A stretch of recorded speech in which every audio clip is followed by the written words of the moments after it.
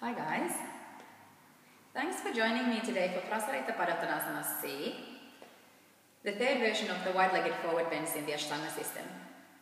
So what needs to happen in the chest opening is to have just neutral shoulders, extending to take the arms back and adducting to bring the hands together.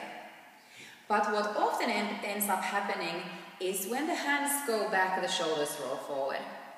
That's coupled with hands apart, elbows hyperextending, pulling the shoulders into external rotation, which then might make the pose very collapsed, like so.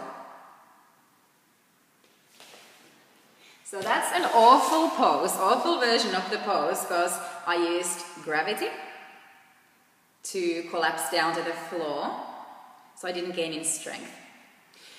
The floor stopped me, so my flexibility would have allowed me to go further, which means I didn't gain in flexibility. The joints were out of place, so I lost stability and didn't gain in mobility.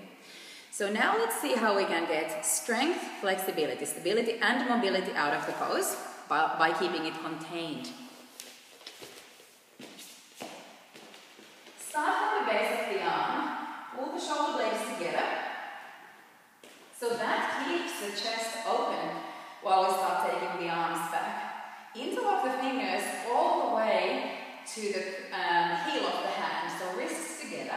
And when we straighten the arms, by all means they can look straight but feel bent, so the elbows don't hyperextend. Then when we do the forward bend, just keep moving the hands away from the buttocks. And now I'm actually doing it with my muscles, pulling myself lower, and this is the lowest I can go. So then I was using my own strength to pull me into the pose, and I actually felt muscles working, so I'm getting stronger.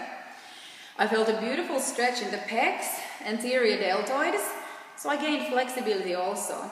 But the joints were not collapsed, so I maintained stability, which allows me to create mobility in the right place.